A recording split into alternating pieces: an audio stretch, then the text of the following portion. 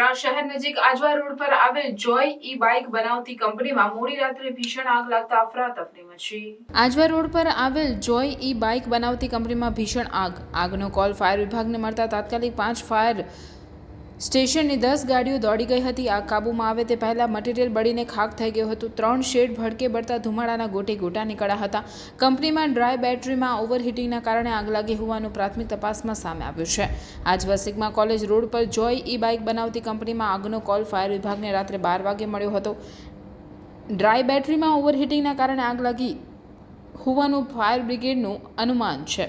જો કે કંપનીમાં આવેલ કમ્પાઉન્ડના 3 શેડમાં પડેલ સ્ક્રેપના મટીરિયલમાં આગ લાગી હોવાનું કંપનીના પ્રોડક્શન ઇન્ચાર્જે જણાવ્યું હતું।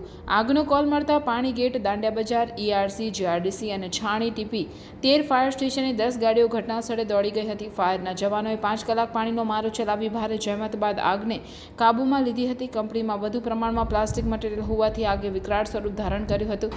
સદનસીબે કોઈ મોટી જાનહાનિ થઈ નથી, પરંતુ સ્ક્રેપનો સામાન બળીને ખાખ થઈ ગયો હતો। પ્રાર્થના સંદેશ ન્યૂઝની તમામ લેટેસ્ટ અપડેટ્સ માટે ચેનલને હમણાં જ લાઇક, શેર અને સબસ્ક્રાઇબ કરો।